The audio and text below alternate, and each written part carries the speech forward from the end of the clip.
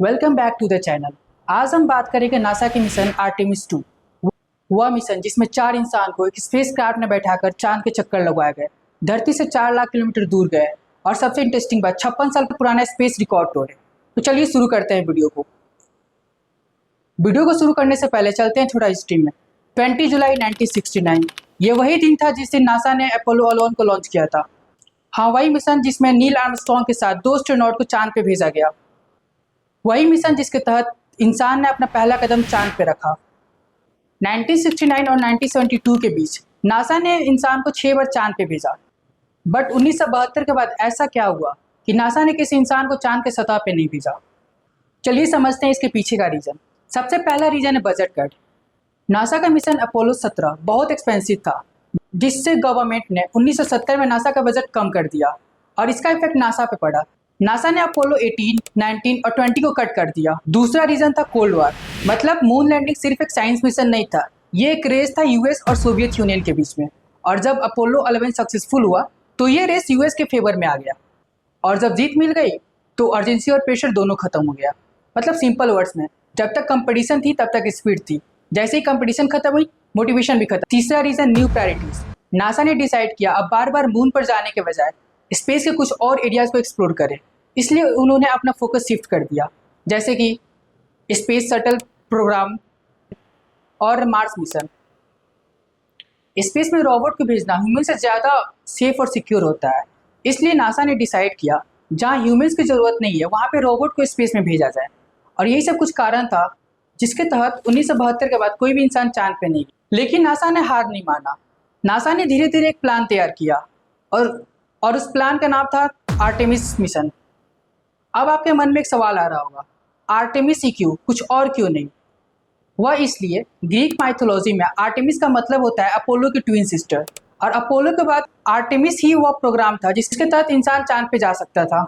Artemis mission का simple गोल है इंसान को दोबारा चांद पे भेजना, मून पे long term human presence establish करना, फ्यूचर मार्स के लिए रेडी रहना, और सबसे इंपॉर्टेंट थिंग्स न्यू टेक्नोलॉजी को टेस्ट करना। अब पहले आर्टेमिस 1 के बारे में जानते हैं। आर्टेमिस 1 16 नवंबर 2022 को लॉन्च हुआ। ये एक नॉर्मल टेस्ट फ्लाइट था जिसका मेन ऑब्जेक्टिव ये था, ये सिस्टम सेफली मून तक जाकर वापस अर्थ तक सेफली आ रहा है कि नहीं, और ये मिशन सक्सेसफुल रहा। अब आता है आर्टेमिस 2 की बारी। 1 अप्रैल 2026 ये वही दिन था जिस दिन नासा ने आर्टेमिस 2 को लॉन्च किया। इसके बारे में जानने से पहले हम उन 4 एस्ट्रोनॉट के बारे में जानेंगे जो कि इस मिशन के तहत चुने गए थे। सबसे पहला नाम आता है रेड वाइसमैन। यह एक एक्सपीरियंस नासा एस्ट्रोनॉट है जिनको इस मिशन के तहत कमांडर के पोस्ट पे चुना गया था। अब आते हैं विक्टर ग्लोवर। ये एक एस्ट्रोनॉट ही नहीं बल्कि एक यूएस नेवी पायलट भी रह चुके हैं। इन्होंने हाई रिस्क मिशन और एडवांस एयरक्राफ्ट को हैंडल किया है। इस मिशन के तहत इनको एक पायलट के रूप में चुना गया है। आती है क्रिस्टियाना कोच। ये एक नासा एस्ट्रोनॉट है। इन्होंने स्पेस स्टेशन में 300+ दिन कंटिन्यूस स्पेंड किया है और इस मिशन के तहत इन्हें मिशन स्पेशलिस्ट के रूप में चुना गया है। अब आते हैं जेरेमी हैंसन। ये एक एस्ट्रोनॉट है जो कि कनाडियन स्पेस एजेंसी को रिप्रेजेंट करते हैं। आर्टेमिस 2 इनका पहला स्पेस रिसर्च है। जेरेमी हैंसन वो पहले कनाडियन एस्ट्रोनॉट है जो कि पहली बार मून के पास जाने वाले हैं। इस मिशन के तहत उनको एक मिशन स्पेशलिस्ट के रूप में चुना गया। ये टीम थी 3 नासा एस्ट्रोनॉट और एक कनाडा स्पेस एजेंसी के एस्ट्रोनॉट जेरेमी हैंसन की। कनाडा पहली बार लूनर मिशन में शामिल हुआ था। ये नासा और कनाडियन स्पेस एजेंसी के बीच एक इंटरनेशनल कोलैबोरेशन था। इनके स्पेसक्राफ्ट का नाम था ओरियन स्पेसक्राफ्ट। हर मिशन के तहत एस्ट्रोनॉट अपने स्पेसक्राफ्ट को एक निकनेम देते हैं, एक ऐसा नाम जो इनके मिशन को रिप्रेजेंट करता है। और इस मिशन के तहत एस्ट्रोनॉट अपने स्पेसक्राफ्ट को इंटीग्रिटी नाम देते हैं।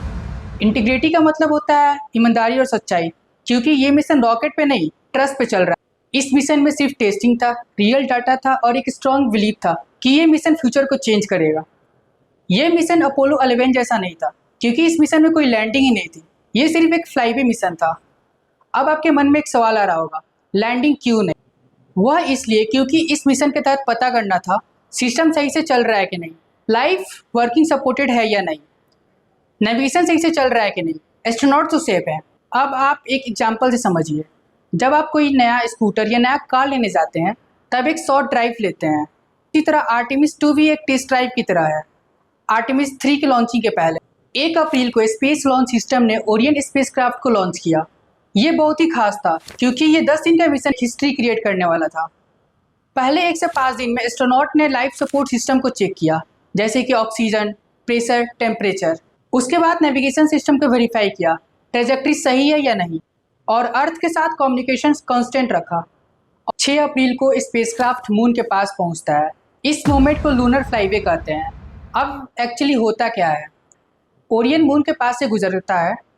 मून की ग्रेविटी स्पेसक्राफ्ट को खींचता है और ये पुल उसकी स्पीड और डायरेक्शन को चेंज करता है। इस कॉन्सेप्ट को ग्रेविटी असिस्ट कहते हैं। बिना फ्यूल यूज किए स्पेसक्राफ्ट को बूस्ट मिलता है। इसी बीच क्रिस्टियानो कोच ने एक सेंटेंस कहा, we are now falling to the moon rather than rising away from the earth. आप उस फीलिंग को इमेजिन करिए, एक तरफ चांद की ग्रेविटी खींच रही है, दूसरी तरफ अर्थ पीछे छूट रहा है। ना कोई रोड, ना कोई जीपीएस, सिर्फ ट्रस्ट फिजिक्स पे। और फिर आया वो रिकॉर्ड ब्रेकिंग मोमेंट। 6 अप्रैल 2025 को आफ्टरनून में 12:56 CDT पे आर्टेमिस 2 के क्रू अर्थ से 2,52,756 माइल्स, लगभग 4 लाख प्लस किलोमीटर दूर थे। और यही वो मोमेंट था जब कोई इंसान स्पेस में इतना लंबा ट्रेवल किया। इसके पहले ये रिकॉर्ड अपोलो 13 के नाम था 1970, 2,48,655 माइल्स तक। ये रिकॉर्ड 56 साल तक कोई नहीं तोड़ पाया था, लेकिन आर्टेमिस 2 मिशन के तहत ये रिकॉर्ड टूट गया। ओरियन ने 10 दिन में लगभग 6,94,481 माइल्स ट्रेवल किया, लगभग अर्थ के 27.8 चक्कर के बराबर था। और जब स्पेसक्राफ्ट मून के फार साइड से गुजरी तब कम्युनिकेशन पूरी तरह से ब्लैकआउट हो गया था। नासा से कोई सिग्नल नहीं, 4 लोग, एक कैप्सूल और टोटल साइलेंस। अब सोच कर देखिए, दुनिया का सबसे अकेले मोमेंट होगा जब 4 लोग चांद के दूसरी तरफ इन्फिनाइट डार्कनेस से घिरे हो और एक पूरी तरह से साइलेंस हो। लेकिन जब सिग्नल आया, नासा ने जो चीयरिंग की वो एक नेक्स्ट लेवल था। फ्लाईवे के दौरान एस्ट्रोनॉट ने मून की कुछ ऐसी पिक्चर ली जो कि किसी ने कभी देखा नहीं हो। का नाम प्रपोज किया इंटीग्रिटी अपने स्पेसक्राफ्ट के, और एक और कैरेक्टर का नाम कैरोल वाइसमैन की लेट वाइफ के नाम पे, जो कि 2020 में गुजर चुकी थी। अप्रैल को स्पेसक्राफ्ट ने मून की ग्रेविटी को लीव किया और अर्थ की तरफ वापस आने की जर्नी शुरू हुई। री एंट्री फेज काफ़ी चैलेंजिंग होता है। जब ओरियन स्पेसक्राफ्ट अर्थ के एटमॉस्फेयर में एंट्री करता है तब टेम्परेचर लगभग 5 डिग्री फ़ारेनहाइट तक पहुंच जाता है। इस एक्सट्रीमली हीट के बावजूद ओरियन का हीट शील्ड, जिसको लेकर पहले कॉन्सर्न था, वह परफेक्टली वर्क करता है। 2026 के शाम 5:07 PM PDT पर स्पेसक्राफ्ट पैसिफिक ओशन में सैन डिगो के पास स्प्लेश डाउन करता है। यूएस नेवी का ship US John P Murtha crew को सेफली रिकवर करता है।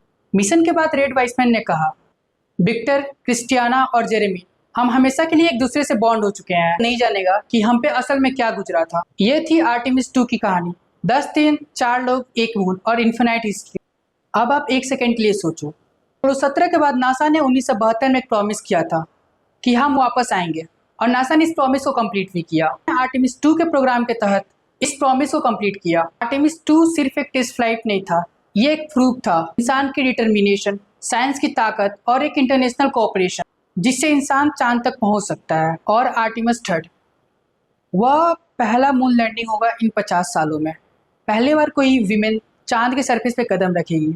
इन मॉडर्न एरा में पहले बार इंसान वहां उतरेगा, और ये सब आर्टेमिस 2 की वजह से पॉसिबल हुआ है, क्योंकि उन्होंने प्रूव किया है ओरियन स्पेसक्राफ्ट सेफ है, सिस्टम काम करते हैं और ह्यूमंस उतने दिनों तक सर्वाइव कर सकते।